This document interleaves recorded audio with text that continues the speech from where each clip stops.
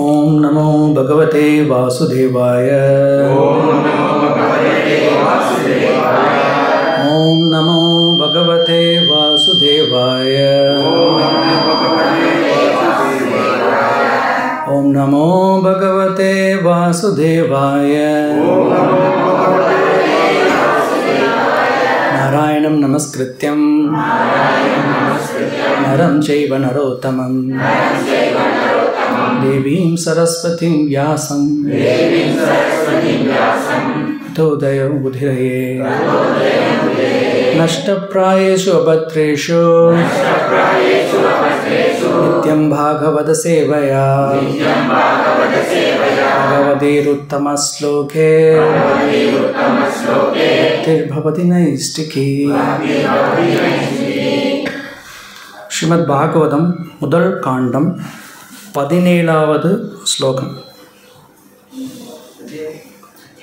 शृण्वतां स्वकथां कृष्णः पुण्यश्रवणकीर्तनः हृदयन्तस्थो हि अभद्राणि विदुनोति सुहृत्सदाम्। शृण्वतां स्वकथां कृष्णः पुण्यश्रवणकीर्तनः हृदयन्तस्थो हि अभद्राणि विदुनोति सुहृत्सदाम्। शृण्वतां स्वकथां कृष्णः पुण्यश्रवणकीर्तनः हृदयन्तस्थो हि अभद्राणि विदुनोति सुहृत्सदाम्। அச்செய்திகளை கேட்கும் ஆவலை விருத்தி செய்து கொண்டவர்கள் ஸ்வகதா அவரது சொந்த வார்த்தைகள் கிருஷ்ணஹ பரமபுருஷ பகவான் புண்ணிய புண்ணியமானவை ஸ்ரவண கேட்பதும் கீர்த்தனஹ பாடுவதும் ஹிருதயந்தஸ்த ஒருவரின் இதயத்திற்குள் ஹி நிச்சயமாக அபத்ராணி ஜடத்தை அனுபவிக்க வேண்டும் என்ற ஆசையை விதுனோதி தூய்மைப்படுத்துகிறார் சுஹ்ருத் ஆதரிப்பவர் சதாம் உண்மையானவர்களின் மொழிபெயர்ப்பு. எல்லோருடைய இதயத்திலும் பரமாத்மாவாக இருப்பவரும் உண்மையான பக்தர்களை ஆதரிப்பவரும் பரமபுருஷ பகவானுமாகிய ஸ்ரீ கிருஷ்ணர் முறையாக கேட்பதாலும் பாடுவதாலுமே புண்ணியம் தரக்கூடியவையான அவரது செய்திகளை கேட்பதிலும் பாடுவதிலும் உள்ள ஆவலை வளர்த்து கொண்டுள்ள பக்தனின் இதயத்திலிருந்து ஜட இன்பங்களுக்கான ஆசைகளை அகற்றிவிடுகிறார். பொருளுரை வழங்கியவர் ஆசா பக்தி வேதாந்த சுவாமி ஸ்ரீல பிரபுபாதிகி. பரம புருஷராகிய ஸ்ரீ கிருஷ்ணர் அவரை பற்றிய செய்திகளிலிருந்து வேறுபட்டவர் அல்ல. எனவே பகவானை பற்றி கேட்கும் போதும் அவர் புகழை பாடும்போதும் பகவானுக்கு இணையான சக்தியை கொண்ட தெய்வீகமான ஓசையின் வடிவில் பகவான் ஸ்ரீ கிருஷ்ணர் அங்கு எழுந்தருளுகின்றார் என்பதை புரிந்து கொள்ள வேண்டும். பகவானின் புனித நாமம் அவரது எல்லா சக்திகளையும் கொண்டுள்ளது என்பதையும், அவரது எண்ணற்ற நாமங்களிலும் அதே சக்தியை பகவான் எழுந்தருளச் செய்துள்ளார் என்பதையும் சைத்தன்ய மகாபிரபு அவரது சீக்ஷாஷ்டகத்தில் தெளிவாக கூறுகிறார். அவரவர் வசதிக்கேற்றவாறு புனித நாமத்தை கவனத்துடன் பயபக்தியுடனும் யார் வேண்டுமானாலும் பாடலாம், எப்போது வேண்டுமானாலும் பாடலாம். பகவான் நம்மிடம் மிகவும் அன்பு கொண்டவராக இருப்பதால் அவர் தாமாகவே தெய்வீக ஒளியின் வடிவில் நம் முன் தோன்றுகின்றார். ஆனால் துரதிர்ஷ்டவசமாக பகவானின் நாமத்தையும் செயல்களையும் கேட்பதற்கும் புகழ்ந்து பாடுவதற்கும் உரிய சுவையை நாம் இன்னும் அடையவில்லை. பகவானின் புனித நாமத்தை கேட்பதற்கும் பாடுவதற்குமான சுவையை விருத்தி செய்து கொள்வதை பற்றி நாம் முன்பே விளக்கி இருக்கின்றோம். பகவானின் தூய பக்தர்களுக்கு தொண்டு புரிவதால் இச்சுவையை நாம் பெற முடியும். பகவான் தமது பக்தர்களிடம் அன்பை பரிமாறிக்கொள்கிறார். பகவானின் பக்தி தொண்டை பெறுவதற்கும் அவரை பற்றி கேட்பதற்கும் உண்மையாக பாடுபடும் ஒரு பக்தரை அவர் காணும்போது அந்த பக்தர் சுலபமாக தம்மிடம் திரும்பி வருவதற்கு உதவும் முறையில் பகவான் அந்த பக்தரின் இதயத்தில் இருந்து கொண்டு செயல்படுகிறார். ஸ்ரீ கிருஷ்ணர் தமது ராஜ்யத்திற்கு நம்மை மீண்டும் அழைத்துச் செல்வதில் நம்மை விட அதிக ஆவலுள்ளவராக இருக்கிறார். பகவானின் ராஜ்யத்திற்கு திரும்பிச் செல்லும் ஆசையை கூட நம்மள் பெரும் பகுதியினருக்கு இல்லை. மிகவும் சொற்பமானவர்களே பரம புருஷரிடம் திரும்பிச் செல்ல விரும்புகின்றனர். பரம புருஷரிடம் திரும்பிச் செல்ல ஆசைப்படும் அனைவருக்கும் ஸ்ரீ கிருஷ்ணர் எல்லா வழிகளிலும் உதவி புரிகின்றார். எல்லா பாவங்களிலிருந்தும் முற்றிலும் தூய்மையடைந்தாலொழிய பகவானின் ஆன்மீக உலகிற்குள் ஒருவராலும் நுழைய முடியாது. பௌதீக பாவங்களெல்லாம் இந்த ஜட இயற்கையை அடக்கியாள வேண்டும் என்ற நம்முடைய ஆசைகளின் பலன்களே ஆகும். இத்தகைய ஆசைகளை துறப்பது மிக கடினமாகும். பரம புருஷரை அடையும் முன்னேற்ற பாதையை மேற்கொள்ளும் பக்தனுக்கு மங்கையரும் செல்வமும் மிகப்பெரிய தடைகளாகும்.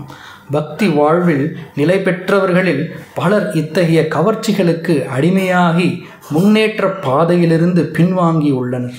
ஆனால் பகவான் தாமாகவே ஒருவருக்கு உதவும் பொழுது அவரது தெய்வீக அருளால் பக்தி மார்க்கம் மிகச் சுலபமாகி விடுகிறது.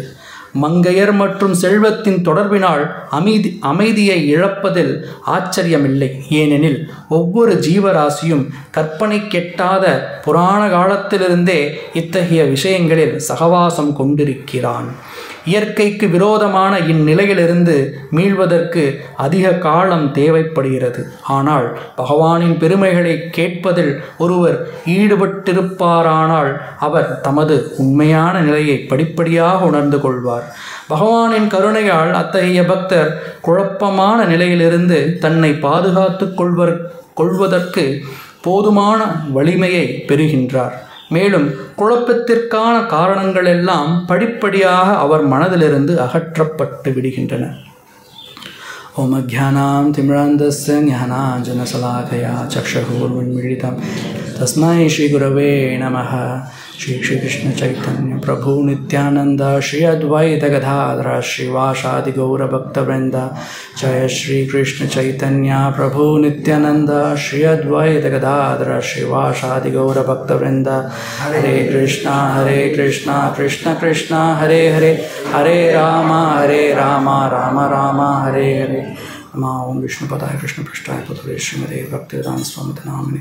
नमस्ते सरस्वती देवी गौरवाणी प्रचारिणे विशेषशून्यवादी पाश्चात्य देशतारिणे. श्री श्री राधा श्याम सुंदर भगवान की, श्री श्री गौर सुंदर की जय. ஸோ ஹரே கிருஷ்ணா. ஸோ மீண்டும் பகவத் ஸ்ரீமத் பாகவதம் டிஸ்கஷனில் இந்த மாதிரி ஒரு சேவை கிடைச்சிறதுக்கு வாய்ப்பு கொடுத்ததுக்கு நன்றி. ஸோ இது ஒரு நல்ல ஸ்லோகம். பிரபுபாத் நிறைய தடவை மேற்கோள் காட்டுற ஸ்லோகம். ஸ்ருண்வதாம் ஸ்வகதாம் கிருஷ்ணஹ புண்ணியஸ்ரவண கீர்த்தனஹ ஹிருதயந்தஸ்தோ ஹி அபத்ராணி விதுனோதி சுகிருத் சதாம். ஸோ இந்த ஸ்லோகத்தில் ஒரு முக்கியமான விஷயத்தை பற்றி சொல்கிறாங்க. என்னென்னா அபத்ராணி அப்படிங்கிற ஒரு வார்த்தை இருக்குது. அபத்ராணி அப்படின்னா ஜடத்தை அனுபவிக்க வேண்டும் என்ற ஆசையை, விதுனோதி அப்படின்னு சொன்னால் தூய்மைப்படுத்துகின்றார் அப்படின்னு அர்த்தம். ஸோ நம்ம எல்லாருமே வீடுகளில் வாழ்ந்துட்டுருக்கோம். ஸோ நம்ம வீடுகளை நம்ம தூய்மைப்படுத்துவோமா மாட்டோமா? தூய்மைப்படுத்தலைன்னா வீடு எப்படி இருக்கும்? ஸோ நிறைய பேர் வந்து தூய்மைப்படுத்துறது இல்லாமையும் இருக்காங்க நிறைய பேர். ஏன்னா இப்போ வந்து தூய்மை அப்படிங்கிறத பற்றி நிறைய டாபிக்ஸ் எல்லாம் சொல்லிக் கொடுப்பாங்க. ஸோ தூய்மை அப்படிங்கிற ஒரு விஷயம் இந்த இடத்துல கிருஷ்ணர் சொல்கிறார். ஸோ தூய்மை அப்படின்னா நம்ம வீடை ஏன் தூய்மைப்படுத்துகிறோம்? அழுக்காக இருக்குது, அதனால் தூய்மைப்படுத்துகிறோம். ஸோ இங்கே எதை தூய்மைப்படுத்த சொல்கிறார் அப்படின்னு சொன்னால், ஜடத்தை அனுபவிக்க வேண்டும் என்ற ஆசை தூய்மைப்படுத்துகிறார். அப்போ ஜடத்தை அனுபவிக்க வேண்டும் என்ற ஆசை என்னது? அழுக்கு. அப்படி தான் இங்கே சொல்கிறாங்க. ஸோ அந்த அழுக்கு அப்படிங்கிறத இங்கே தூய்மைப்படுத்தணும். ஸோ இந்த தூய்மைப்படுத்துறதுங்கிறது ஒரு பெரிய வேலை ஆக்சுவலாக. ஸோ சம்டைம்ஸ் நான் இங்கே ஈரோடு வந்ததுக்கு அப்புறமேல் தான் ஒரு பாட்டு கேட்குறக்கு ஆரம்பிச்சது. அது வரைக்கும் கோயம்புத்தூர் இந்த பாட்டு நான் கேட்டதில்லை. காலையில் அலாரம் அடித்த உடனே எப்படி ஒரு எல்லோரும் ஒரு புத்துணர்ச்சி, ஒரு வேகத்தோட உத்வேகத்தோடு ஒரு எந்திரிக்கிறாங்களோ, அதை விட ஜாஸ்தியான உத்வேகத்தோடு ஒரு பாட்டு கேட்ட உடனே இங்கே இருக்கிற மக்கள் எல்லாம் உத்வேகத்தோடு எந்திரிச்சு செயலாற்றுறதை நாங்கள் பார்த்தோம். தினம் காலையில் அந்த பாட்டு கேட்குது. என்ன பாட்டு? சம்சார தாவாலாம் எல்லார் வீட்லேயும் கேட்குறதில்ல. சுப்ரபாதம் எத்தனை பேர் வீட்டில் கேட்குது? குப்பை வண்டி பாட்டு. ஸோ குப்பை வண்டி பாட்டு போட்டு வருவாங்க. என்ன பாட்டு போடுவாங்க? ரொம்ப ஃபேமஸான சாங், எல்லாருமே கேட்டிருக்கிற சாங். டெய் நம்மது குப்பைன்னு சொல்லுவாங்களா? எனது குப்பை, எனது குப்பை எனது பொறுப்பு அப்படின்னு சொல்லுவாங்க. ஸோ இந்த இதை கேட்ட உடனே எல்லாருமே வந்துருச்சு, ஓடுங்க ஓடுங்க ஓடுங்க. ஸோ இது வந்து ஒரு நல்ல இன்சைட். நான் பார்க்கும்போது நல்லா தெரிஞ்சுது. ஸோ அப்போ அந்த குப்பை வண்டி வந்த உடனே எல்லாத்துக்கும் உள்ள ஒரு உத்வேகம், நம்ம கொண்டு போன கலெக்ட் பண்ணி வச்ச குப்பை எல்லாத்தையும் கொண்டு போய் கொட்டிடணும். அப்படி கொட்டலைன்னா என்ன ஆகும்? போயிடுவாங்க. நமக்கு கிடைச்ச ஆப்பர்ச்சுனிட்டி மிஸ் ஆகிடும். நாளைக்கு குப்பைக்காரன் வரலாம், வராமல் போகலாம். அது வரைக்கும் நமக்கு சேர்ந்துட்டே தான் இருக்கும், குப்பைகள் சேர்ந்துட்டே இருக்கும். குப்பையிலேருந்து ரொம்ப ஒரு கஷ்டமான வீடு ஃபுல்லாக ஒரு கஷ்டமான நிலை, ஒரு துர்நாற்றம் இதெல்லாம் வரும். ஸோ அப்போ அந்த குப்பையை கிளியர் பண்ணணுங்கிறதுக்காக தான் நம்ம அவ்வளோ சீக்கிரமாக போகிறோம். அவ்வளோ சீக்கிரமாக நம்ம குப்பையை போடுறோம். அவங்கக்கிட்ட எப்படியாச்சும் ஒரு 10 ரூபா 20 ரூபா 100 ரூபா ஏதாவது கொடுத்து கரெக்டாக கொஞ்சம் நில்லுங்க. அங்கேருந்து நம்ம சொல்லுவோம், வெயிட் பண்ணுங்கள் வந்துடாதீங்க, போயிடாதீங்க அப்படின்னு சொல்லிட்டு இது வந்து ஒரு பெரிய ட்ராமாவே நடக்கும் ஆக்சுவலாக. இது நம்ம பசங்களை வச்சு நல்ல ட்ராமாவே பண்ணலாம். குப்பை போடுறது எப்படி அப்படின்னு சொல்லிட்டு வீடுகளுக்குள்ளே ஒரு பெரிய டெய்லி ட்ராமா நடக்கும். ஸோ ஈவன் கோயிலில் இன்னும் பெரிய விஷயமா இருக்கும். ஒரு பெரிய ஃபங்க்ஷன் நடந்தால் அந்த குப்பைகள்லாம் கொண்டு போய் அதை செலுத்துறதுக்குள்ளே இன்னும் அது பெரிய விஷயமா இருக்கும். ஸோ நம்ம வீட்டில் இருக்கிற குப்பையை கிளியர் பண்ணுறதுக்கு இவ்வளோ நம்ம உத்வேகத்தோடு ஒர்க் பண்ணுறோம். இதில் எந்த சதவீதம் நம்மளோட ஹிருதயத்தில் இருக்கிற குப்பைகளை போக்குறதுக்காக நம்ம வேலை செய்வோம்? 0%. மாதாஜி ஒரே வாயில் சொல்கிறாங்க. ஸோ பிரபுபாதர் வந்திருக்கிறார், புக்குகள்லாம் கொடுத்துருக்கிறார். ஜென்மங்கள் காலங்கள் ஓடுறதுக்குள்ளே இந்த குப்பைகள் எல்லாத்தையும் நான் கிளியர் பண்ணிடணும் அப்படின்னு சொல்லி நம்ம நினைக்கிறோமா அப்படின்ற ஒரு கேள்வி. அதுக்கப்புறம் வீட்டில் இந்த குப்பைகளில் எத்தனை நாள் சேர்த்து வச்ச குப்பைகளை நம்ம கலைக்கிறதுக்கு ட்ரை பண்ணுறோம்? ஒரு நாள் 2 நாள் இருக்கிறது. ஆனால் நமக்குள்ள இந்த ஹிருதயந்தஸ்துகி அபத்ராணின்னு சொல்கிறாங்க. இந்த குப்பை வந்து எத்தனை நாளாக நடந்திருக்குன்னு தெரியுங்களா? பல ஜென்மங்கள், எத்தனை ஜென்மங்கள்னே தெரில, அத்தனை ஜென்மங்களை அழுக்கு சேர்ந்துட்டே இருக்கு. நம்ம வந்து என்ன ஆகிட்டோம்னா அழுக்கோடு வாழ்கிறதுக்கு கற்றுக்கிட்டோம். இந்த அழுக்கோடு வாழ கற்றுக்கிட்ட நிலைக்கு பேர் என்ன தெரியுமா? இதுதான் அறியாமை அப்படிங்கிற நிலை. நம்ம வந்து சொல்லுவோம், ஓம் அக்ஞான திமிராந்தஸ்ய ஞானாஞ்சன ஷலாக்கு. அக்ஞான திமிராந்தஸ்யனா நான் இருளில், அறியாமைங்கிற இருளில் மூழ்கியவன் அப்படின்னு சொல்கிறாங்க. ஸோ அப்போ அந்த அறியாமைங்கிற இருள்னா என்ன அர்த்தம்? நமக்கு இருள் அப்படிங்கிறதும் குப்பை அப்படிங்கிறதெல்லாம் ஒரு சார்ந்த விஷயங்கள். அப்போ அந்த இருளில் நான் சந்தோஷமாக வாழ்கிறதுக்கு, அறியாமையில் ரொம்ப கம்ஃபர்டபுளாக வாழ்கிறதுக்கு நான் கற்றுக்கிட்டேன் அப்படின்னா தான் அப்போ அந்த அழுக்குக்கூடிய இதுக்கு வந்து சில சமயம் நம்ம பேச்சுலர்ஸ் ரூம் போய் பார்த்தோம்னா நமக்கு தெரியும். பிரம்மச்சாரிஸ் இல்லை, பிரம்மச்சாரிஸ்க்கும் பேச்சுலர்ஸ்க்கும் நிறைய வித்தியாசம் இருக்குதுன்னு சொல்லிட்டு சில கிளாஸில் கொடுப்பாங்க. அன்மேரிட் வேதிக் ஸ்டூடெண்ட் அப்படின்னு சொன்னால் பிரம்மச்சாரி, நாட் மேரீடு அன்மேரிட், ஜஸ்ட் அன்மேரிட்னு நிறுத்திட்டோம்னா அது பேச்சுலர். ரெண்டுக்கும் வந்து ப்ராப்பராக சொல்கிற மாதிரி கல்ஃப் ஆஃப் டிஃப்ரென்ஸ் இருக்கும். பிரம்மச்சாரின்னா தூய்மையாக இருப்பாங்க, டெய்லி 2 வேளை 3 வேளை குளிப்பாங்க. பேச்சுலர்னால் வாரத்துக்கு ஒரு தடவை குளிப்பாங்க. இவங்க ட்ரெஸ்ஸு துவைச்ச துணி மட்டும்தான் டெய்லி போடுவாங்க. டெய்லி காலையில் எழுந்திரிச்சா நீங்கள் தோத்தி போட்டால் குர்த்தா போட்டால் துவைச்சி தான் போடணும். ஆனால் பேச்சுலர்னால் நம்ம சென்ட் மட்டும் அடித்தா போதும்.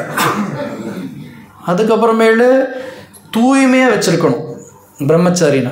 பேச்சுலர்னால் அவர் படுக்கிற இடத்துல மட்டும், அதுவும் அந்த 6 அடி 3 அடி மட்டும் கிளியராக இருக்கும், மீதி எல்லா பக்கம் ட்ரெஸ் இதெல்லாம் இருக்கும்.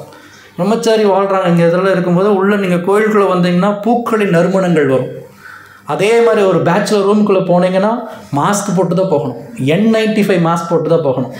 அதில் எந்த சின்ன ஸ்மெல் இது கூட வராத மாதிரி போகணும். ஸோ அந்த மாதிரி எக்கச்சக்கமான விஷயங்கள், வித்தியாசங்கள் இருக்குது. ஸோ எதுக்காக சொல்லணும்னா, அழுக்குகள் இந்த மாதிரி ஒரு உச்சக்கட்டமாக இருக்கிறது வந்து இந்த பேச்சுலர்ஸ் ரூம் போனீங்கன்னா வந்து அப்படி இருக்கும்.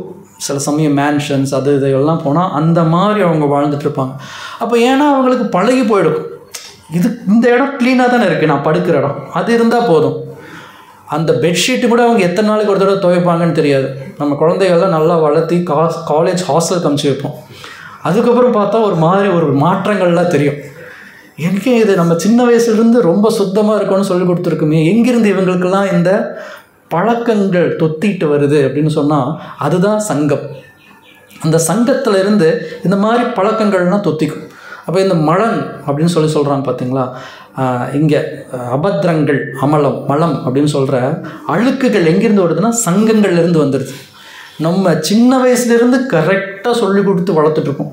ஸ்கூல் போகிற வரைக்கும் பசங்க 8:30-9 மணிக்கு தூங்கியிருப்பாங்க.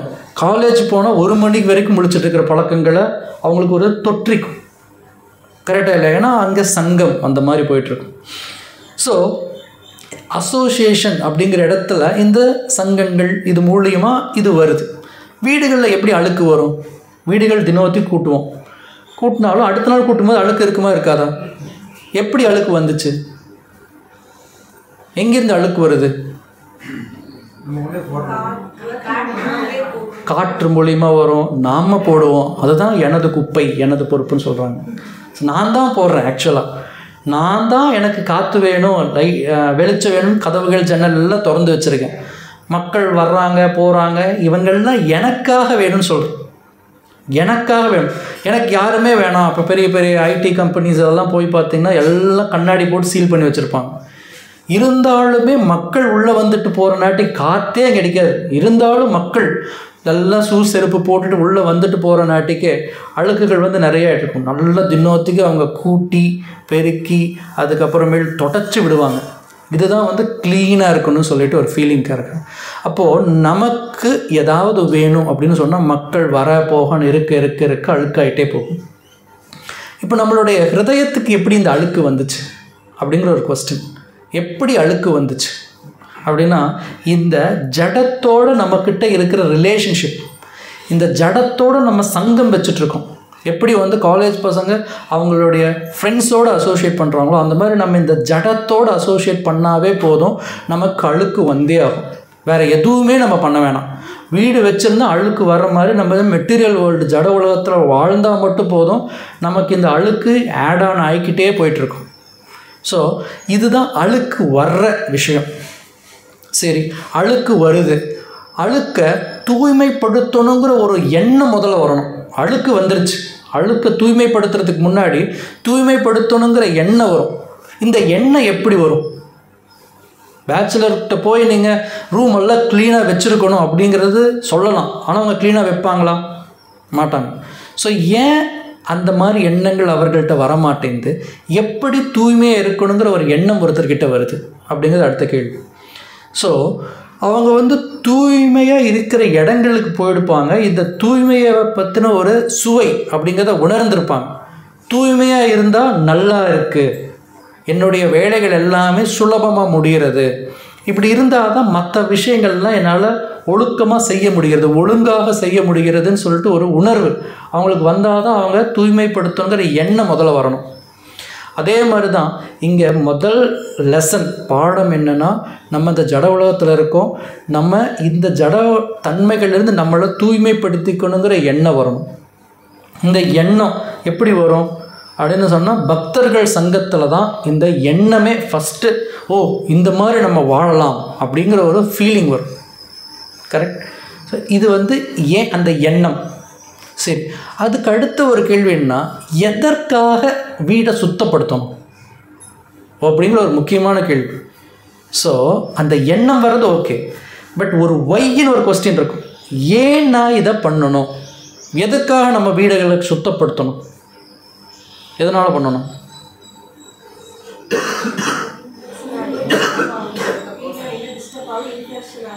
இன்ஃபெக்ஷன் ஆகும், டிஸ்டர்ப் ஆகும், ஓகே, அதெல்லாம் ஓகே மாதிரி. அதனால தான் பேச்சுலர் என்னன்னாலும் பிரச்சனை இல்லைன்னு இருக்கார்.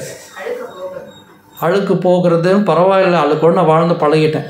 இப்போது எதுக்காக இந்த வீடை சுத்தப்படுத்துறீங்க? Simple question. உங்களோட வீடுகள்லாம் எதுக்காக சுத்தப்படுத்துறீங்க? கோயிலுக்கு போகாதவங்களும் சுத்தப்படுத்துகிறாங்க. நம்மளை பற்றி மட்டும்தான் நம்ம யோசிப்போமா?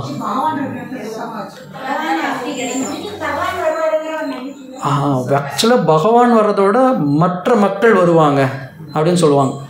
ஸோ சம்டைம்ஸ் நம்ம வந்து ஹரே கிருஷ்ணா அப்படிங்கிற ஜபமெல்லாம் பண்ணிட்டுருக்கோம், கோயிலுக்கு வர்றோம், வீட்டில் போய் பார்க்குறாங்க, திடீர்னு யாரோ வீட்டுக்கு வராங்க, ஃபுல்லாக குடித்த பால் டம்ளர் அங்கே இருக்குது, அதுக்கப்புறம் மேலே பேப்பர் எழுதுனது அங்கே இருக்குது, புக்கு அங்கே இருக்குது, துணியெல்லாம் அங்கங்கே கழட்டி அங்கங்கே எல்லா பக்கம் ஹால் ஃபுல்லாக அங்கங்கே கொடிகள் மாதிரி தொங்கிட்டு இருக்கு. எல்லாம் பார்த்த உடனே என்ன சொல்லுவாங்க, என்னங்க நீங்கள் கோயிலுக்கெல்லாம் போகிறீங்க, வீடை இப்படி வச்சுருக்கீங்க அப்படின்னு பகவான் சொல்லலை, வீட்டுக்கு வர சாதாரண உறவினர்கள் தான் சொல்லுவாங்க. என்னங்க இப்படி இருந்துட்டு நீங்கள் இப்படி வச்சுருக்கீங்க அப்படின்னு சொல்லிட்டு ஃபஸ்ட்டு ரிலேட்டிவ் சொல்லுவாங்க. அப்போ எதுக்காக பக்தர் அல்லாதவர்களும் வீடை சுத்தமாக வச்சுருக்காங்கன்னா, நம்ம வீட்டுக்கு வர்றவங்களுக்கு நல்ல ஒரு ரிசப்ஷன் கொடுக்கணும், வரவேற்பு கொடுக்கணுன்னாலும் வீடை சுத்தமாக வச்சுருந்தா தான் ஒருத்தங்க வர்றாங்கன்னா ரிசப்ஷன் கொடுக்குறது. ஸோ நம்ம சின்ன வயசில் எல்லாருமே சொல்லுவாங்க, கெஸ்ட் வர்றாங்க வீடை சுத்தப்படுத்துங்க அப்படின்ட்டு. எல்லா நாளுமே நம்ம வீடு அப்படி இருக்காது. யாராவது வர்றாங்கன்னா உடனே கொஞ்சம் ஒதுங்கவாச்சு வைப்போம், பார்க்குறதுக்கு ஒரு அளவுக்காச்சும் இருக்கணும். அது வந்து ஒரு வகையான மரியாதை. வர்ற விருந்தோம்பல் அப்படின்னு சொல்கிற மாதிரி ஹாஸ்பிட்டாலிட்டி, வர்ற மக்களுக்கு ஒரு மரியாதை.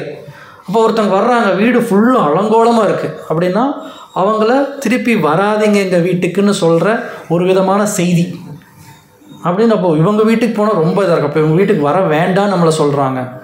ஸோ அப்போ நம்ம ஹிருதயத்தை ஏன் சுத்தப்படுத்தணும் அப்படின்னு சொன்னால், ஹிருதயம் சொல்கிறாரு, சர்வஸ்ய சாகம் ஹிருதி சந்நிவிஷ்டோ நிவாசன், வாசம் செய்கிறதுன்னு சொல்கிறாங்க. வாசம்னா வசிக்கிறது அப்படின்னா வாசம், நிவாசம். அப்போது கிருஷ்ணர் சொல்கிறாரு சர்வஸ்ய சா அப்படின்னா எல்லாத்துலேயும், சர்வ எல்லா இடங்களையும், அகம் நான் ஒவ்வொருத்தரோட ஹிருதயத்திலையும் வசிக்கிறேன் அப்படின்னு சொல்கிறார். அப்போது ஹிருதயத்தில் பகவான் வசிக்கிறார். நம்ம ஹிருதயத்தில் அழுக்குகள் இருந்தால் பகவான் அந்த இடத்துல தங்கிறதுக்கு வசதியாக இருக்குமா, ஏற்புடையதாக இருக்குமா? ஹிருதயத்தில் வீடுகளுக்கே நம்ம கெஸ்ட்டு வரணும்னு சொல்லி சுத்தப்படுத்துகிறோம். அப்போ நம்மளோட ஹிருதயத்தில் பகவான் இருக்கிற, பகவானுடைய வீடுன்னு சொல்கிறார், அதுதான் நான் வசிக்கும் இடம்.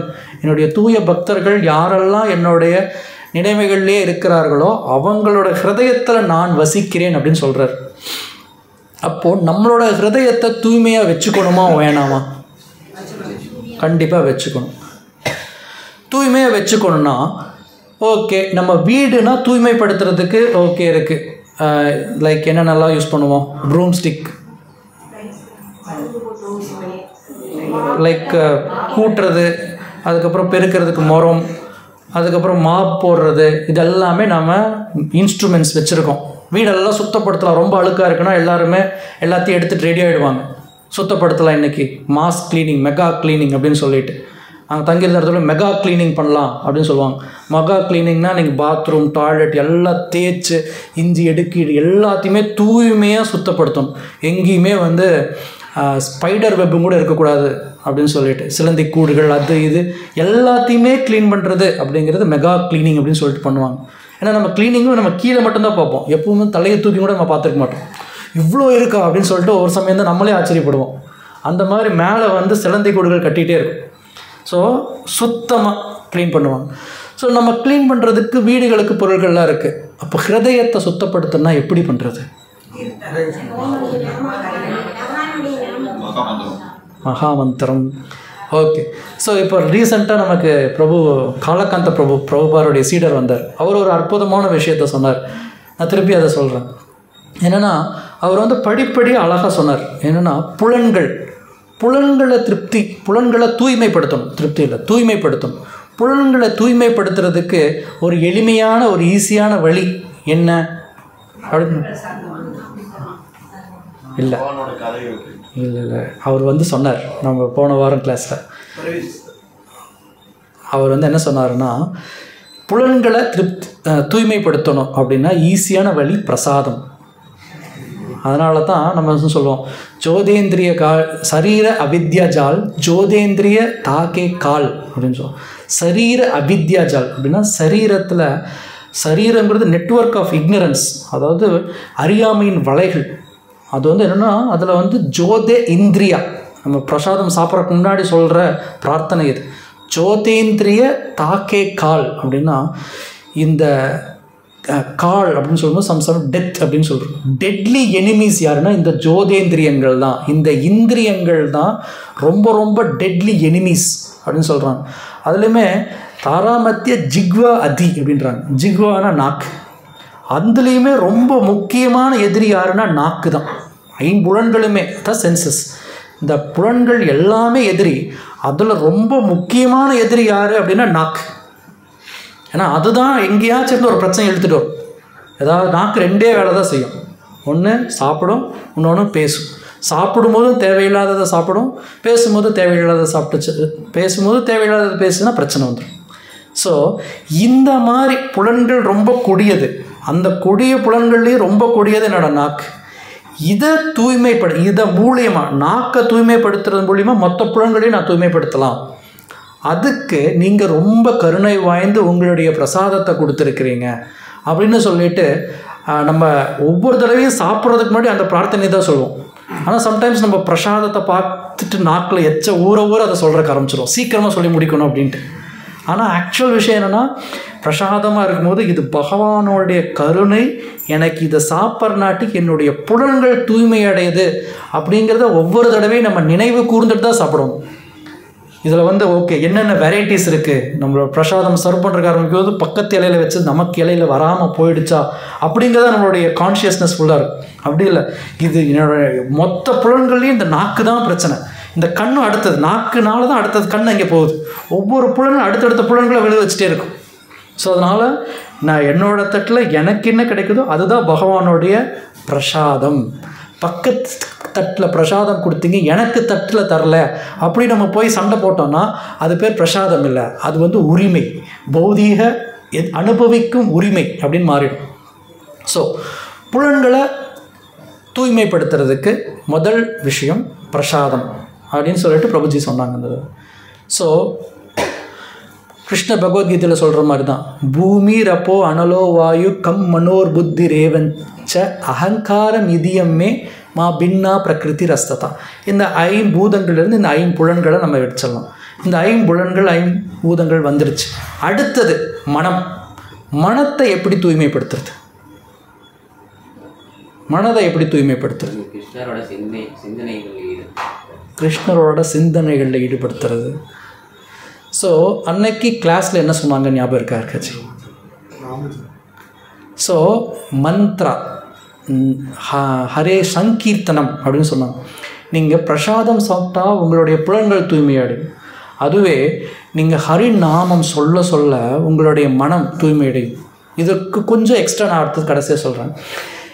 மந்த்ரா அப்படிங்கிற வார்த்தை இருக்குது. மண் அப்படின்னா மனம், த்ரா அப்படின்னா விடுதலை கொடுக்கக்கூடிய. அப்போது மனத்தில் நிறைய தேவையில்லாத விஷயங்கள் ஒட்டிகிட்ருக்கும். அந்த தேவையில்லாத விஷயங்கள்லாம் அகற்றக்கூடிய சக்தி வாய்ந்த சில சப்தங்களுக்கு தான் மந்திரம் அப்படின்னு சொல்லிட்டு பேர் கொடுத்துருப்பாங்க. காயத்ரி மந்திரம், மிருத்யுஞ்சயா மந்திரம், எக்கச்சக்கமான மந்திரங்கள் இருக்குது. ஆனால் நம்ம இங்கே ஹரே கிருஷ்ண மகா மந்திரம்னு சொல்லியிருக்காங்க. ஏன் அப்படின்னா நகாலநேக. ஸோ இதில் வந்து என்னென்னா, இதில் வந்து எந்த விதமான ரூல்ஸ் அண்ட் ரெகுலேஷன்ஸுமே இல்லை. இது வந்து எந்த காலத்துலேயுமே நீங்கள் வந்து சேண்ட் பண்ணலாம். ஸோ இந்த மாதிரி ரூல்ஸ் அண்ட் ரெகுலேஷன்ஸ் இல்லை, எந்த இதில் வேணாலும் நீங்கள் சேண்ட் பண்ணலாம். இந்த மாதிரி இருக்கிறதுனாட்டிக்கு இதுக்கு வந்து மகா மந்திரம்னு பேர், ஹரே கிருஷ்ண மகா மந்திரம்னு சொல்லிட்டு. அப்போ மந்திர ஜபம் பண்ண பண்ண பண்ண பண்ண மனம் அப்படிங்கிறது வந்து விடுதலை அடையும். இதுதான் மந்திரங்களுடைய சக்தி. அப்போ நாம சங்கீர்த்தனம் அப்படின்னு சொல்லும்போது நம்மளுடைய மனம் ஒரு இடத்துல போய் உட்கார்ந்து மனம் ஃபுல்லாக கிருஷ்ணர் மேலே என்கேஜ் ஆகிற நாட்டுக்கு மனத்தில் இருக்கிற அழுக்குகள்லாம் தூய்மை அடைகிறதுக்கு வாய்ப்பு இருக்குது. நெக்ஸ்ட், மனத்துக்கு அடுத்தது யார்? உயர்ந்தது புத்தி. ஸோ புத்தி எப்படி தூய்மை அடையும்? ஞான தீபேன பாஷ்வதா அப்படின்னு சொல்லிட்டு சதுஸ்லோகி பகவத்கீதையில் ஒரு ஸ்லோகம் இருக்கும். அப்போ அவர் என்ன சொல்கிறாருன்னா, ஞான தீபேன பாஷ்வதா. ஸோ ஞான் தீபம், ஞானம்ங்கிற தீபத்தை உன்னிட ஏற்றுறேன்றார். இந்த ஞானம்ங்கிறது இன்டெலிஜென்ஸோட சம்மந்தப்பட்டது. யாரெல்லாம் உட்காந்து பொறுமையாக புத்தகங்கள் படிக்கிறாங்களோ, அந்த புத்தகங்கள் படிக்கும்போது பகவான் வந்து அவரே உனக்குள்ளே நான் தீபமாக உன்னுடைய ஞானத்தை ஒளிர்விக்கிறேன் அப்படின்னு சொல்கிறார். அப்போது புத்தியை நம்ம தூய்மைப்படுத்தணும் அப்படின்னு சொன்னால், இந்த புத்தி வந்து யோசிச்சிட்டே இருக்கும், இது ஏன் இப்படி பண்ணணும், ஏன் இப்படி பண்ணணும். புத்திக்கு வந்து ஒன் ஆஃப் த கேரக்டரிஸ்டிக்ஸ் குணம் வந்து என்னென்னா சந்தேகப்படுறது. ஒருத்தர் சந்தேகம் பார்க்குற, இது கரெக்டாக தப்பான ஒரு சந்தேகம் இருக்குன்னா அவர் புத்திசாலி. அவர் எதுவுமே சொன்னதை அக்செப்ட் பண்ணிட்டாருன்னா அவர் புத்தியே வேலை செய்யலைன்னு அர்த்தம். ஸோ அப்போ வந்து இது கரெக்டாக தப்பானு பிரித்து பார்க்குற தன்மை. ஸோ இது எல்லாமே வந்து புத்திக்கு சார்ந்த விஷயம். ஸோ அப்போது புத்தியை தூய்மைப்படுத்துறதுக்கு புத்தகங்கள் படிக்கணும் அப்படின்னு பிரபுஜி சொன்னார். அதுக்கு அடுத்தது தான் கடைசியாக ஒன்று சொன்னாங்க, புத்திக்கு மேலே இருக்கிற பௌதீக வஸ்து என்னது? அகங்காரம். பொய் அகங்காரம்னு சொல்லுவோம். பொய் அகங்காரம் அப்படின்னா நான் இந்த ஜட உடல் அப்படிங்கிற ஒரு எண்ணம், ஸ்ட்ராங்காக ஒரு எண்ணம். அந்த பொய் அகங்காரத்தை தூய்மைப்படுத்தணும்னா என்ன பண்ணணும்? அதுக்குத்தான் நம்ம ஃபஸ்ட்டு சொன்னது என்னென்னா சத் சங்கம், பக்தர்கள் சங்கம். ஏன்னா நான் இப்படிப்பட்டவன் அப்படின்னு சொல்லிட்டு அடையாளங்கள், நிறைய அடையாளங்கள் ஒவ்வொருத்தருக்குமே இருக்கும். நான் வந்து பணக்காரர், நான் வந்து ஏழை, நான் வந்து இது எல்லாத்துலேயுமே ஒரு அகங்காரம் இருக்கும். இந்த அகங்காரத்தில் வந்து ஒரு ப்ரைட் இருக்கும். ஒரு தடவை சொல்லுவாங்க, நம்ம சுதாமா பிராமணர் இருப்பார். சுதாமா பிராமணருக்கு பகவான் என்ன பண்ணார்? நிறைய கொடுத்தார், செல்வங்கள் எல்லாத்தையும் கொடுத்தார். அதே பலி மகாராஜ்க்கு என்ன பண்ணார்? எல்லாத்தையும் எடுத்தார். பகவான் வேறு வேறு மாதிரி நடந்திருக்கிறாரா இல்லையா? ஆனால் பகவான் வேறு வேறு மாதிரி நடப்பாரா? நடக்க மாட்டார். அப்புறம் எப்படி வேறு வேறு மாதிரி நடக்கிறார்? ஒருத்தருக்கு கொடுக்குறார். இது சம்டைம்ஸ் பக்தர்கள் பார்த்து ரொம்ப குழப்பம் அடைவாங்க.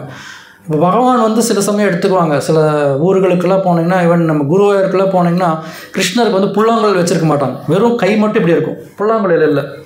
ஏங்க புல்லாங்குழல் இல்லை? இல்லைங்க, புல்லாங்குழல் வச்சிங்கன்னா கிருஷ்ணர் செல்வத்தெல்லாம் ஊதி வெளியே தள்ளிடுவாராம்மா. என்னங்க இது புது கதையாக இருக்குது அப்படிங்கிறாங்க. ஏன்னா நிறைய பக்கம் நீங்கள் கிருஷ்ணர் எங்கெங்கெல்லாம் புல்லாங்குழல் இல்லாமல் இருக்கிறாரோ இதுக்கு ஒரு கதை இருக்குது. பகவத்கீதையை கொண்டு போய் நீங்கள் கொடுங்க படிங்கன்னா அதுக்கு ஒரு கதையை சொல்லியிருக்காங்க. ஐயோ, இது சண்டையை பற்றி பேசுகிற கதைங்க. சமாதானமாக போகிற இடத்துல சண்டையை பண்ணுன்னு சொல்லி கிருஷ்ணர் சொல்கிறார். அதனால் பகவத்கீதையை வீட்டில் வச்சிங்கன்னா சண்டை சச்சரவுகள்லாம் வந்துடும். அதனால் நம்ம கோயிலில் போய் படிச்சுட்டு வந்துடலாங்க, வீட்டிலலாம் வைக்கக்கூடாது, படிக்கக்கூடாது. இதெல்லாம் ஒரு கதைகள். எப்படி நீங்கள் ஆன்மீகமாக முன்னேற்றம் அடையக்கூடாதுங்கிறதுக்கு திடமாக சில பேர் கதைகள் சொல்லியிருக்காங்க. ஸோ எதுக்காக சொன்னோம்?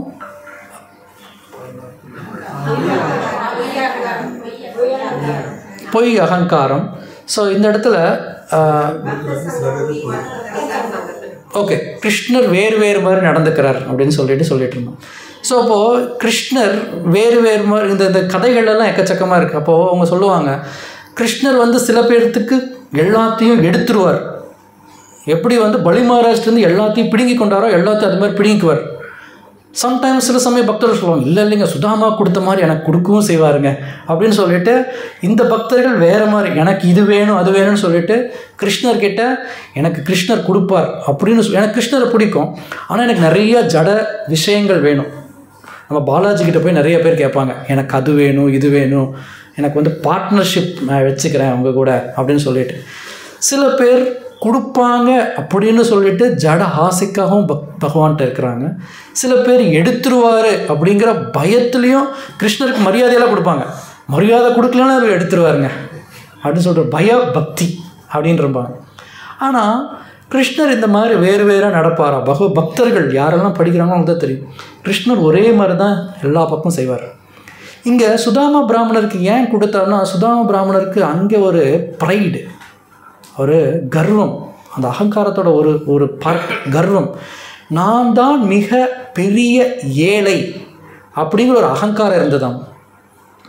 என்னை விட ரொம்ப கஷ்டப்படுற ஏழை யாருமே இல்லை, இருக்கிற ஏழைகளே நான் தான் ஏழை அப்படின்னு ஒரு பெரிய கர்வம் அவருக்கு. கிருஷ்ணர் என்ன பண்ணுவாருன்னா எப்போவுமே அபத்திரங்களை நீக்குவார். இந்த ஸ்லோகத்தை சொல்லியிருக்கிற மாதிரி, ஸ்ருண்வதாம் ஸ்வகதாம் கிருஷ்ணக புண்ணிய ஸ்ரவணக்கி, அவரை பற்றி கேட்கறனாலையும் பாடுறதுனாலையும் அதேந்து அபத்திரங்கள் எல்லாம் போகும். கிருஷ்ணர் ஒரே விஷயத்தான் பண்ணுவார், எப்போவுமே தன்னுடைய பக்தர்களுக்கு தேவையான விஷயத்திலிருந்து எடுத்துருவார். வேணாம் இதெல்லாம் உங்களுக்கு தேவையில்லை, நீங்கள் சந்தோஷமாக இருங்க, இதெல்லாம் அபத்திரங்கள் வேணாம் இதெல்லாம் அப்படின்னு சொல்லி எடுக்கிறார்.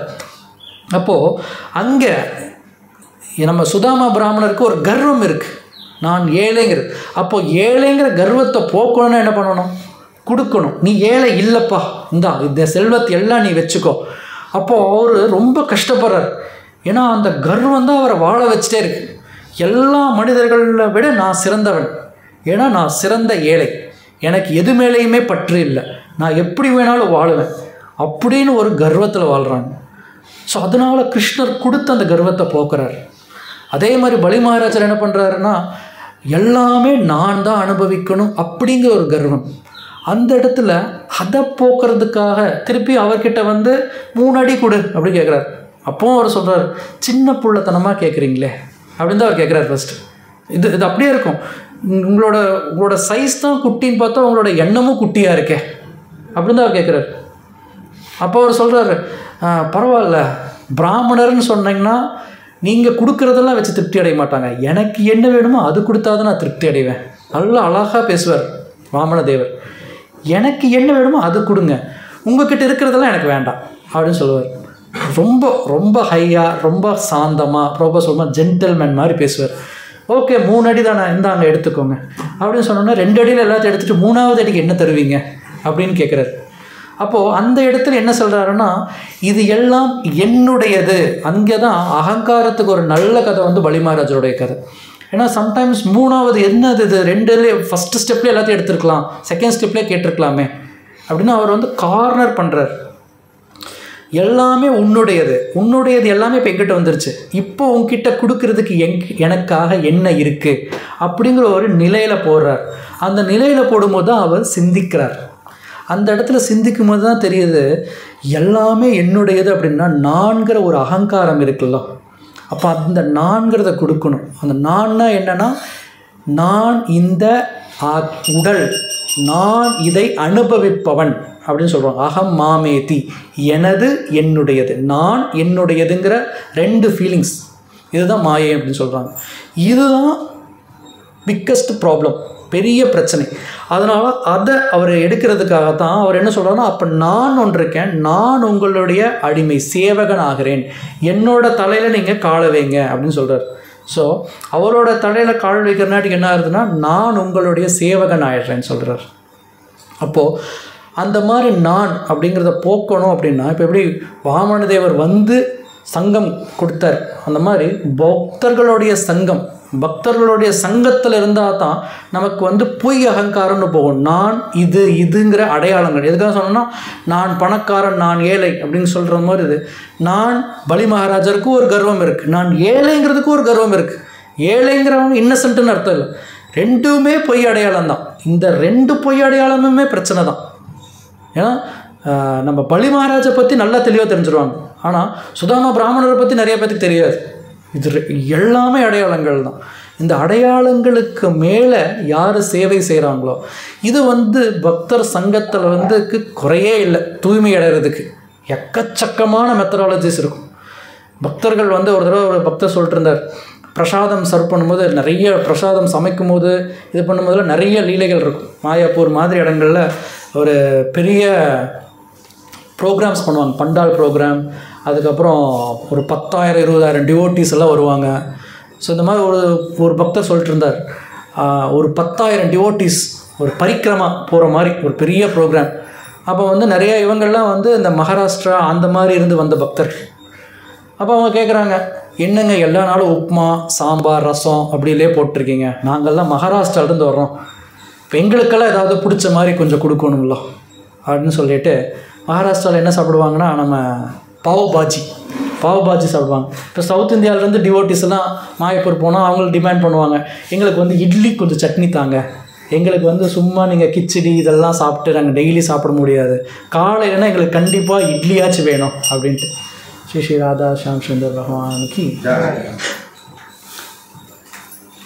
ஸோ இந்த மாதிரி பாவபாஜி எல்லாம் வேணும்னு சொல்லிட்டு சில பக்தர்கள் போய் சமைக்கிற ஹெட் குக்கிட்ட போய் தன்னோட ரெக்வஸ்ட் சொல்லியிருக்காங்க. அவரும் சரி பரவாயில்ல, அவங்கெல்லாம் ஆசைப்படுறாங்க. பக்தர்களை திருப்திப்படுத்துறது தான் நம்மளுடைய முதல் குறிக்கோள். பக்தர்கள் திருப்தி அடைந்தால் பகவானும் திருப்தி அடைந்துருவாங்க அப்படின்னு சம்டைம்ஸ் இந்த தலைமையில் இருக்கவங்க சரி பக்தர்களை படுத்துறதுக்காக சில முயற்சி பண்ணுவாங்க. அப்போது பாவபாஜி பண்ணிடலாம் அப்படின்றாங்க. குழம்பு பஜ்ஜி நம்ம பண்ணிடலாம். பாவம் அது சரி கல்கத்தாவில் மாயப்பூரில் இந்த ஃபங்க்ஷன், கொல்கத்தாவில் ஒருத்தர் பேக்கரி வச்சுருக்கிறார், அவர்கிட்டருந்து நம்ம பன்னு வாங்கிடலாம் அப்படின்னு சொல்கிறாங்க. அவர்கிட்ட ஃபோன் பண்ணி இத்தனை ஒரு 4,000-5,000 பக்தர்கள் இருக்காங்க, இவங்க எல்லாத்துக்குமே நம்ம பாவபாஜி கொடுக்குறக்கு முயற்சி முடிவு பண்ணிட்டோம், அவங்களுக்கு எல்லாத்துக்குமே பன்னு கொடுத்துருங்க, ஒரு நாள் முன்னாடியே அனுப்பிச்சிருங்க அப்படின்னு சொல்லும்போது, ஒரு பக்தர் அவரும் பெஸ்ட்டாக டிவோட்டிஸ்க்கு கொடுக்கணும், அதனால் இங்கே நைட்டு நான் டிரான்ஸ்போர்ட்டில் அனுப்பிச்சிட்றேன், காலையில் ஃப்ரெஷ்ஷாக 4 மணிக்கு உங்களுக்கு வந்துடும் மங்களாத்தி டைம். அப்போது நீங்கள் 7:30 மணிக்கு நீங்கள் கொடுத்துடலாம் எல்லாத்துக்குமே, ஏன்னா அதுக்கப்புறம் 7-7:30க்கு முடிச்சோன்னே எல்லாம் பரிக்கிரமா போகிறக்கு ஆரம்பிச்சிடுவாங்க. சரி அப்படின்னு சொல்லிட்டு எல்லாத்துக்கும் முடிவு பண்ணிட்டாங்க. இவரும் சரின்னு விட்டுட்டாங்க. அதே மாதிரி காலையில் இவங்க 5 மணிக்கு போய் குழம்பெல்லாம் பாஜியெல்லாம் பண்ணிட்டாங்க. பாவம் அப்படிங்கிறது எங்கேன்னு சொல்லிட்டு ஃபோன் பண்ணி கேட்குறாங்க. உடனே அவர் என்ன சொல்கிறாரு, வழக்கம் போல் டிவோட்டிஸ் எல்லாம் வந்துருச்சு, அனுப்பிச்சாச்சுங்க, வந்துருன்னு சொல்கிறாங்க. ஆனால் கொல்கத்தா டிராஃபிக் ரொம்ப ஹை டிராஃபிக். ஸோ நல்ல டிராஃபிக்கில் இந்த பன்னுகள்லாம் மாட்டிடுச்சு. ஸோ நம்ம டிவோட்டிஸ் 7:30 மணிக்கு பிரசாதம் அப்படின்னு சொன்னால் அங்கே க்யூ நிற்கிறதுக்கு ஆரம்பிச்சிருவாங்க. 7 மணிலேருந்தே க்யூ நிற்கிறாங்க, பெரிய க்யூ நிற்கிறதுக்கு ஆரம்பிச்சிருச்சு. 7:30 மணி ஆகிடுச்சு. இங்கே 7 மணிலேருந்து கண்டினியூஸ் கால்ஸ் போயிட்டே இருக்குது அவருக்கு, டிரைவர் கூட ஒரு டிவோட்டிக்கு போயிட்டே இருக்குது. அவங்க வந்துடுறோம் அதுக்கப்புறம் கால் வந்துகிட்டே இருக்குது, ஸோ கொஞ்ச நேரம் சுவிட்ச் ஆஃப் பண்ணி வச்சிடறோம் அப்படின்னு சொல்லிட்டு நிறைய பிரச்சனைகள் சம்டைம்ஸ் பக்தர்கள் அதிலிருந்து விளையிறதுக்காக கொஞ்சம் தள்ளி போயிடுவாங்க. ஆஃப் பண்ணிட்டார், சரி நிறையா கால் வருது. இவங்களுக்கு க்யூ நின்றுட்டே இருக்குது. பக்தர்களை திருப்திப்படுத்தணும்னு ஆசைப்பட்ட பக்தர் இப்போது இவெல்லாரும் பிரசாதம் கிடைக்கலன்னா எப்படி அதிருப்தி ஆவாங்க, அண்டு பக்தர்களுக்கு கோபம் வந்துன்னா எப்படியெல்லாம் பேசுவாங்க. அதுவும் பிரசாதம் கிடைக்கலன்னா இதெல்லாம் லீலாஸ், இதெல்லாம் பிரச்சனைகள் இல்லை, லீலாஸ் அப்படின்னு நம்ம நினச்சிக்குவாங்க. ஸோ 7:30 ஆகிடுச்சு, இன்னும் ஓப்பன் பண்ணலை. அதில் இருக்கிற சீனியர் டிவோட்டிஸ் எல்லாம் கிச்சனுக்குள்ளே பார்க்குறாங்க. என்னங்க அப்படின்னு சொல்கிறாங்க. இன்னைக்கு பிரேக்ஃபாஸ்ட் என்னங்க அப்படின்னு கேட்குறாங்க. உடனே அவர் சொல்கிறார், பன்னு ஜாமுங்க. சரிங்க, பன்னு எங்கே ஜாம் எங்கே அப்படின்னு கேட்குறாங்க. பன்னு அது ஜாம் சாதாரண ஜாம் இல்லைங்க, டிராஃபிக் ஜாமில் பன்னு மாட்டியிருக்கு, அதனால தான் அது பன்னு ஜாமுன்னு சொல்கிறோம் அப்படின்னு சொன்னாங்க. ஸோ அதனால் கடைசியாக 8 மணிக்கு அந்த பிரசாதம் வந்துடுது. பார்த்தா க்யூ நிற்கிறாங்க, ஒரு கிலோமீட்டர் அளவுக்கே நிற்கிறாங்க. அந்த வேன் அப்படியே உள்ளே வருது. அந்த பக்தர் கேட்குறாரு உள்ளே வரும்போது கேட்டுக்கிட்டே, எதுக்குங்க இவ்வளோ பெரிய க்யூ நிற்கிது? உடனே சொல்கிறார், ஏதோ கொல்கத்தாவிலேருந்து பன்னு வருதாமாங்க, 1/2 மணி நேரம் வெயிட் பண்ணி வச்சுட்டாங்க, அது இதுன்னு சொல்லிட்டு எல்லாரும் சொல்கிறாங்க. உடனே அந்த பக்தர் அங்கேயே இறங்கி கங்காவில் போய் ஸ்நானம் பண்ணிட்டு வரலாம், ஏன்னா இவ்வளோ பக்தர்களுடைய கடும் பழிச்சொல் நம்ம கேட்டிருப்போம், இன்னும் வேறு வழியே இல்லைன்னு சொல்லிட்டு அவர் இறங்கி கங்காவுக்கு போயிட்டார். அப்புறம் பன்னு இது மாதிரி வந்துச்சு. சரி, எதுக்காக இதை சொல்கிறோம் அப்படின்னு சொன்னால், நம்ம பக்தர்களுக்கு சேவை செய்யணும் அப்படின்னு ஒரு எண்ணம் உதிச்சு அந்த சேவையை நம்ம பண்ணணும்னு நினச்சாவே அதில் பல லீலைகள் நடக்கும். பக்தர்களுக்குள்ளேயே நடக்கிற லீலை. ஸோ இந்த மாதிரி சம்டைம்ஸ் கடுமையாக சில விஷயங்கள் நடக்கும்போது இந்த பக்தர்கள் எப்படி சொன்னாங்கன்னா கொஞ்சம் ஜோக்காக, கொஞ்சம் காமெடியாக, அப்படியே கொஞ்சம் ஹியூமரஸாக கொண்டு போயிடுவாங்க. அப்படி கொண்டு போயிட்டோம்னா அந்த பிரச்சனைகள்லேருந்து தப்பிச்சுக்கலாம். இல்லை அப்படின்னு சொன்னால் பக்தர்களுக்குள்ளே எப்படி இருக்கணும்னு சொல்லிட்டு சைத்தன்ய மகாபிரபு அழகாக வாழ்ந்து காட்டியிருக்கிறார். ஸோ சைத்தன்ய மகாபிரபு அந்த லவ்விங் எக்ஸ்சேஞ்சஸ் அப்படிங்கிறது சைத்தன்ய சரிதாமிரதம் ரொம்ப பியூட்டிஃபுல்லாக பண்ணுவாங்க. அண்ட் சம் டிவோட்டி சொல்லுவாங்க ஈவன் இஸ்கான் அப்படிங்கிறதுமே சைத்தன்ய மகாபிரபுவோட எக்ஸ்டெண்டட் பாஸ் டைம்ஸ் அப்படின்னு சொல்லிட்டு சில பக்தர்கள் அதை ஊக்குவிக்கிறதுக்காக சொல்லுவாங்க. ஸோ அப்போது பக்தர் சங்கத்தில் எப்படி வாழ்கிறது அப்படிங்கிறது ஒரு விதமான கலை. இதை வந்து nectar of instruction, nectar of டிவோஷனில் வந்து ரொம்ப அழகாக சைத்தன்ய மகாபிரபு சொல்கிறோட இன்ஸ்ட்ரக்ஷன்ஸ் எல்லாத்தையுமே ரொம்ப அழகாக ரூப கோஸ்வாமி, சனாதன் கோஸ்வாமி அவங்களுடைய டீச்சிங்ஸில் வந்து அழகாக நோட் பண்ணி வச்சுருக்காங்க. ஸோ எதுக்காக சொல்கிறோன்னா இது எல்லாமே நம்மளை தூய்மைப்படுத்திக்கிறதுக்காக முறைகள். ஸோ புலன்களை வந்து நம்ம பிரசாதம் சாப்பிட்ற மூலியமாக தூய்மைப்படுத்திக்கலாம். அடுத்தது மனத்தை மந்திரங்கள், மகா மந்திரங்கள், நாம சங்கீர்த்தனம் இது எல்லாத்துலேயும் கலந்துக்கிறனாட்டிக்கு மைண்ட். அடுத்தது புத்தி, நூல்கள். ஸோ பகவத்கீதை, ஸ்ரீமத் பாகவதம் இந்த மாதிரி நூல்கள் எல்லாம் படிக்கிறதுனால நம்மளுடைய ஞான தீபேன்னு சொல்கிற மாதிரி அவனுடைய புத்தி அப்படிங்கிறது தூய்மையடையும். அதுக்கு அடுத்தது அகங்காரம். பக்தர்கள் சங்கத்தில் இருந்து ஒன்றாக சேவை செய்தால் மட்டுமே ஒழிய இது தூய்மையடைகிறதுக்கு வாய்ப்பே இல்லை. சரி, இந்த இடத்துல ஒரு பாயிண்ட் என்ன சொல்லுவாங்கன்னா, ஹரிநாமத்துடைய பட்டன்சி அப்படிங்கிறது வெறும் மனசு மட்டும் இல்லை. ஆக்சுவலாக சைத்தன்ய மகாபிரபு இருக்கும்போது 8 ஸ்டான்சாஸ் தான் எழுதினார். அதுதான் வந்து நம்ம தினோத்திக்கு காலையில் படிக்கிறது. என்ன படிக்கிறோம்? சிக்ஷாஷ்டகம் அப்படின்னு சொல்லுவாங்க. சேத்தோ தர்ப்பண மார்ஜனம் அப்படின்னு சொல்லுவார். இதில் வந்து 8 வகையான ஹரிநாமத்தில் நம்ம ஜபம் பண்ணும்போது ஆரம்பிக்கிறது தான் சேத்தோ தர்ப்பண மார்ஜனம். அதுக்கு அடுத்ததுன்னு போகன்ட்டு 8 விஷயங்கள் இருக்கும். அது நம்ம இன்னொரு நாள் பேசுவோம். ஆனால் அது இங்கே போகும்னா சர்வாத்ம ஸ்னப்பனம் அப்படின்னு சொல்கிறாங்க. ஆத்மாவுக்கு இருக்கிற எல்லா விதமான அழுக்குள் ஸ்னப்பனம் ஸ்நானம்னு சொல்லணும்னா குளிக்கிறதுன்னு அர்த்தம். சர்வ ஆத்ம ஸ்னப்பனம் அப்படின்னா அது வந்து ஆத்மாவே தினோத்திக்கு குளிக்க வைக்கிற மாதிரி. அப்போ எல்லா அழுக்கும் இதெல்லாம் நம்ம பிரித்து படிக்கிறோம். ஆனால் ஆத்மாவுக்கு இருக்கிற அனைத்து வகையான அழுக்குகளையும் போக்க வல்லது ஹரிநாமம் அப்படின்னு சொல்லிட்டு முதல் அந்த ஸ்டான்சாஸ்லேயே 7 விஷயங்கள், 7 அல்ல 8, இந்த 8 பெனிஃபிட்ஸ் எதனால் ஹரிநாமத்தை நம்ம சொல்கிறனால என்னென்ன பெனிஃபிட்ஸ் கிடைக்குதுன்னு சொல்லுவாங்க. ஆனால் முதல் விஷயம் சேத்தோ தர்ப்பண மார்ஜனம். சேத்தா சித்தம், கான்ஷியஸ்னஸ். அப்போது சேத்தோ தர்ப்பணனா கூட்டுறது, மார்ஜனம்னா கூட்டுறது, தர்ப்பண அப்படின்னா எல்லாத்தையும் போக வைக்கிறது. சேத்தோ தர்ப்பண மார்ஜனம் இதுதான் வந்து ரொம்ப ரொம்ப முக்கியமான விஷயம். ஸோ அப்போ நம்ம என்ன பண்ணணும்னா ஹரிநாமத்தை சொல்லும்போது இப்போ இன்னொரு நம்ம ஃபஸ்ட்டு ஆரம்பித்த விஷயமே சொல்லிடுறோம். வீடு திருப்பியும் நீங்கள் வீட்டுக்கு போயிடுங்க, வீடு ரொம்ப அசுத்தமாக இருக்குது, நீங்கள் கூட்டணும்னு நினைக்கிறீங்க, மொத்தமாக தூய்மைப்படுத்தணும்னு நினைக்கிறீங்க, கூட்டுறதில்ல மொத்தமாக க்ளீனிங் பண்ணணும்னு நினைக்கிறீங்க. க்ளீன் பண்ணும்போது முதல்ல எதை க்ளீன் பண்ணுவீங்க? பெரிய பெரிய பொருள்கள் எல்லாத்தையும் எடுத்து ஒதுங்க வைப்பீங்க. எல்லாமே அங்கங்கே கிடக்கும்போதுன்னா சேர் போட வேண்டிய இடத்துல போடுவீங்க, டேபிள் போட வேண்டிய இடத்துல போடுவீங்க, டீப்பாய் இடத்துல வைப்போம், ட்ரெஸ் இடத்துல போய் போடுவோம். இந்த மாதிரி பெரிய பெரிய பொருள்களை எடுத்துட்டு அதுக்கப்புறமேல் திருப்பி கூட்டுவோம். அதுக்கப்புறம் சின்ன சின்ன விஷயங்கள்லாம் கூடுவோம். அதுக்கப்புறம் மாப்பை போட்டு துடைப்போம். யோசிச்சு பாருங்க, இங்கே ரொம்ப அழுக்காக இருக்குது, ஃபஸ்ட்டு எடுத்தோடனே மாப்பை போட்டு துடைச்சிட்டு அப்புறம் கூட்டினா ஒர்க் ஆகாது. ஸோ முதல்ல பெரிய விஷயங்கள், அப்புறம்தான் சின்ன சின்ன விஷயங்கள். அதே மாதிரி வந்து நம்ம வீட்டுக்கும் வெளியிருந்து வந்து குப்பை போடுவாங்க. இன்னொன்று பார்த்தீங்கன்னா ரோட்டில் எல்லாம் வரும்போது சில சமயம் பில் போர்டு வச்சுருப்பாங்க, இங்கு குப்பைகளை கொட்டாதீர்கள் அப்படின்னு சொல்லிட்டு. இது வீடுனா ஒன்று, இது வந்து பொது இடங்கள்லையும் நிறைய வரவங்களாம் வந்து போட்டு போவாங்க. அதே மாதிரி தான் நம்ம சமுதாயத்தில் போய் மிக்ஸ் ஆனோன்னா நமக்கும் பில் போர்டு அங்கே இங்கெல்லாம் நிறைய பக்கம் நீங்கள் விளம்பரங்கள்னு நிறைய வச்சுருப்பாங்க. நம்மளே வந்து பக்தியில் இருக்கணும், இதெல்லாம் பண்ணணும்னு சொல்லிட்டு இருந்தால் கூட வெளியே போனீங்கன்னா ஆடி சேல் அப்படின்னு போட்ட உடனே ட்ரெஸ் வாங்கலாமா அப்படின்னு இருக்கும். இன்றைக்கி வந்து இந்த ஒரு பவுனுக்கு நீங்கள் 1 கிராம் ஃப்ரீ அப்படின்னு சொன்னால் சீது வாங்கலாமா. இந்த விளம்பரங்கள் நம்மளை ரொம்ப ஈர்க்கும். எப்படி வெளிவிதமான விளம்பரங்கள் இருக்கிறதோ அதே மாதிரி தான் சம்டைம்ஸ் நாம் திலக் போடுறது, இந்த மாதிரி சில கண்டி மாலை போடுறது, இதெல்லாமே வந்து அந்த இங்கு குப்பைகளை கொட்டாதீர்கள் மாதிரி பில்போர்டு தான். என்கிட்ட வந்து சில டாபிக்ஸ் எல்லாம் பேசுனீங்க, நான் பேச மாட்டேங்க அப்படின்ட்டு. மெயினாக யங்ஸ்டர்ஸ்க்கு எல்லாருமே நிறைய ஹெல்ப்பாக இருக்கும். நம்ம ஸ்கூல்ஸ் காலேஜ் போகும்போது தான் நிறைய தேவையில்லாத விஷயங்கள், யங்ஸ்டர்ஸ் மட்டும் இல்லை பெரியவங்களுக்கும் இது தான். அந்த வீட்டில் இப்படி நடந்தது, அந்த வீட்டில் இப்படி நடந்தது, அது இதுன்னு எல்லாம் நம்ம வந்து கதைகளே பேசிகிட்டு இருப்போம். அப்போ நம்ம சம்டைம்ஸ் திலக்கம் போட்டு கண்டி மேலே போட்டு நம்ம புரளி பேசிகிட்டு இருந்தோம்னா அவங்க என்ன நினைப்பாங்கன்னா, என்னங்க பக்தர் மாதிரி வந்துட்டு புரளி பேசிகிட்டு இருக்கீங்க அப்படின்னு சொல்லிட்டு சில சமயம் கேட்பாங்க.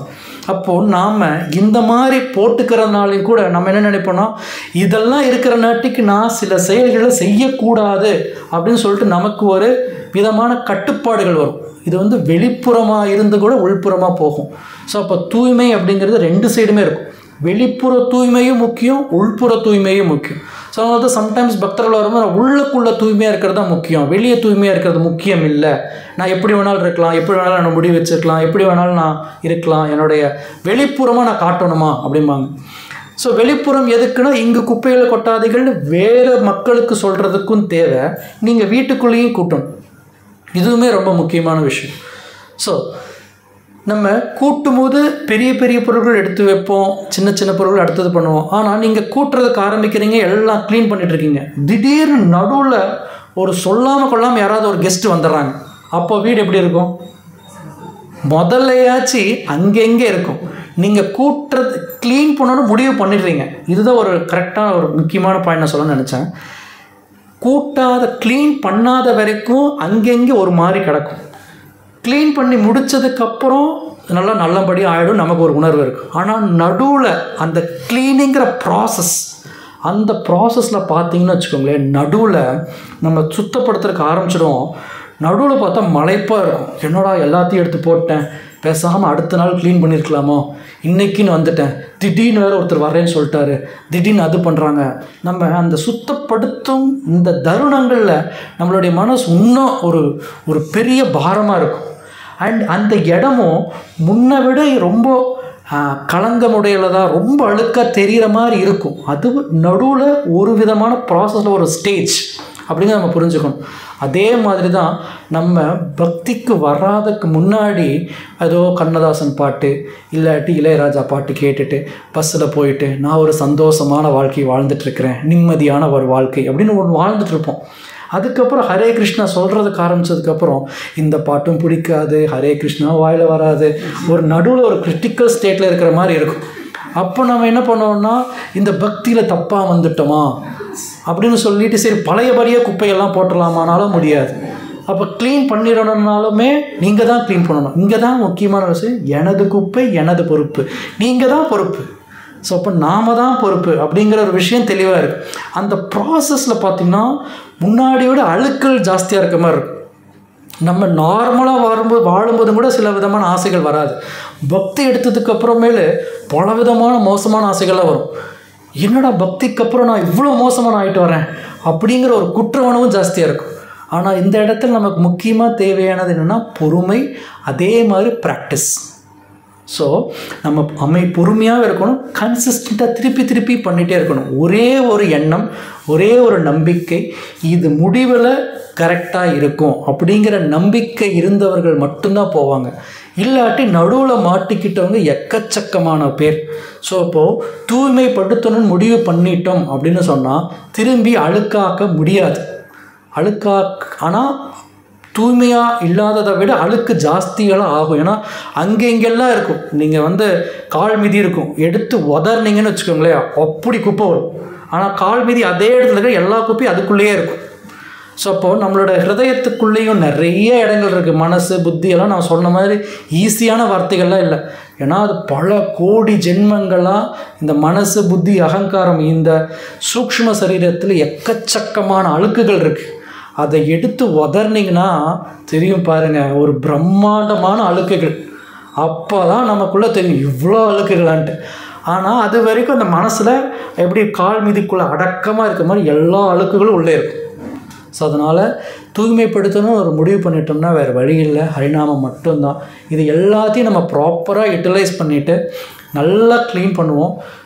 இதெல்லாம் பேசுகிறனாட்டிக்கு நான் ஒரு பெரிய குவாலிஃபைடு இல்லை. இதெல்லாம் பிரபுபாதர் எழுதியிருக்கிறார், ஈவன் காலகந்ததாஸ் பிரபுவும் சொன்னாங்க. அவங்க சொன்னதோட இன்சைட்ஸ் தான் நான் திருப்பியும் ஷேர் பண்ணிக்க விரும்புகிறேன். ஸோ நம்ம எல்லோரும் சேர்ந்து நல்லா தூய்மைப்படுத்துறதுக்கு முயற்சி பண்ணுவோம். சைத்தன்ய மகாபிரபு வந்து இதை வாழ்ந்தே காட்டினார். குந்திஜா ரத யாத்திரைக்கு முன்னாடி குந்திஜா கோயிலில் போய் அவர் அழுக்குகள் எடுப்பார். மற்ற பக்தர்கள் எல்லாருமே தூய்மைப்படுத்துவாங்க. தூய்மைப்படுத்தினதுக்கு அப்புறமேல் சைத்தன்ய மகாபிரபு போய் கடைசியாக தூய்மைப்படுத்திட்டு போவார். மற்றவங்க அழுக்கு எடுத்ததை விட ஜாஸ்தி அழுக்கு எடுப்பார். சின்ன சின்ன கல், அதுக்குள்ள மண், அவ்வளோ நுனியாக அவ்வளோ எல்லாருமே தூய்மைப்படுத்தி க்ளீனாக இருக்குன்னு சொன்னாலும் கூட சைத்தன்ய மகாபிரபு இல்லை, இன்னும் அழுக்காக இருக்குது. ஏன்னா அது அவருடைய கான்ஷியஸை காட்டுது. ஒரு பக்தர் அப்படிங்கிறவர் எவ்வளோ டீப் க்ளீனிங் பண்ணுவார் அப்படிங்கிறத காட்டுவாங்க. ஸோ சைத்தன்ய மகாபிரபுடைய இன்ஸ்ட்ரக்ஷன்ஸ் இருக்குது. சில பிரபுபாதர் நமக்கு புரிகிற மாதிரி எளிமையாக புத்தகங்கள் இருப்பாங்க. அதே மாதிரி இன்ஸ்டிடியூஷனாகவும் பிரபுபாதர் க்ரியேட் பண்ணி கொடுத்துருக்காங்க. நிறையா பக்தர்களும் நமக்கு இந்த மாதிரி வாய்ப்பு கொடுத்துருக்காங்க. அதனால் புலன்கள், மனம், புத்தி, அகங்காரம், ஆத்மா, இந்த எல்லா இடத்துலையும் நம்ம தூய்மைப்படுத்துறதுக்கு ஒன்றாக சேர்ந்து முயற்சி செய்வோம் அப்படின்னு சொல்லிட்டு ஹரே கிருஷ்ணா. ஸ்ரீல பிரபுபாத் கி ஜெய். யாருக்காவது ஏதாவது கேள்விகள்?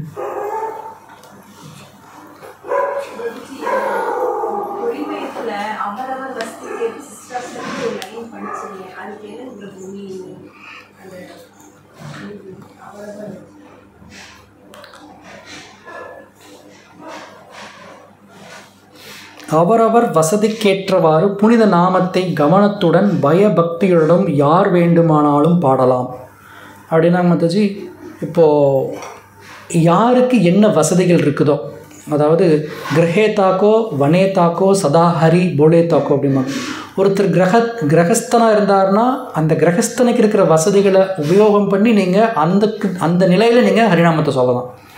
நீங்கள் வனப்பிரஸ்தனாக இருந்தீங்கன்னா அந்த நிலையில் சொல்லலாம். பிரம்மச்சாரியாக இருந்தால் அந்த நிலையில் சொல்கிறோம். நீங்கள் எந்த நிலை, நீங்கள் வந்து ஒரு பஸ் டிரைவராக வேலை செஞ்சுட்டு இருக்கீங்கன்னா நீங்கள் பஸ்ஸை ஓட்டிகிட்டு இருக்கும்போது நீங்கள் சேன் பண்ணலாம். நீங்கள் வந்து ஒரு இடத்துல வேலை செய்கிறீங்க அப்படின்னு நீங்கள் விவசாயம் பண்ணுறீங்கன்னா நீங்கள் நாற்று நடும்போது ஹரிநாமத்தை பாடிட்டே பண்ணலாம். எந்த இடத்துல இருக்கிறீங்களோ அந்த இடத்துல இருந்தே பக்தியை ஸ்டார்ட் பண்ணுங்கன்னு சொல்லிட்டு சைத்தன்ய மகாபிரபு சொல்கிறார். எல்லாரும் எல்லாத்தையும் விட்டுருங்க, எல்லோரும் கோயிலுக்கு வாங்க, நம்ம ஹரிநாம சங்கீர்த்தனம் பண்ணுறோம் அப்படிங்கிறதெல்லாம் தேவையில்லை. நாமத்தை எந்த இடத்துல யாருக்கு இருக்கிற வசதிகளை வச்சு நீங்கள் பண்ணாலும் நாமம் அதனுடைய தன்மையை வெளிப்படுத்தும் அப்படிங்கிறத இங்கே சொல்கிறோம். வேறு யாருக்காவது ஏதாவது கேள்விகள், கமெண்ட்ஸ்?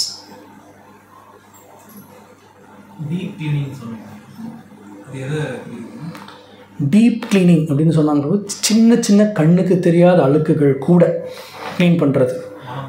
நமக்குள்ள அந்த ஜடத்துக்கு மேலே இருக்கிற ஆசைகள், வெளிப்புறமாக நம்ம ஜட ஆசைகள் இல்லை அப்படின்னு நினச்சாலும் கூட நம்மளுக்குள்ளே போய் எனக்கு எது மேலேயெல்லாம் ரொம்ப பற்றுகள் இருக்கிறது, அந்த பற்றுகளை நான் எப்படி கிருஷ்ணர் மேலே செலுத்துறது. ஏன்னா தூய்மைப்படுத்துறதுனா நம்ம அதை எடுக்க முடியாது.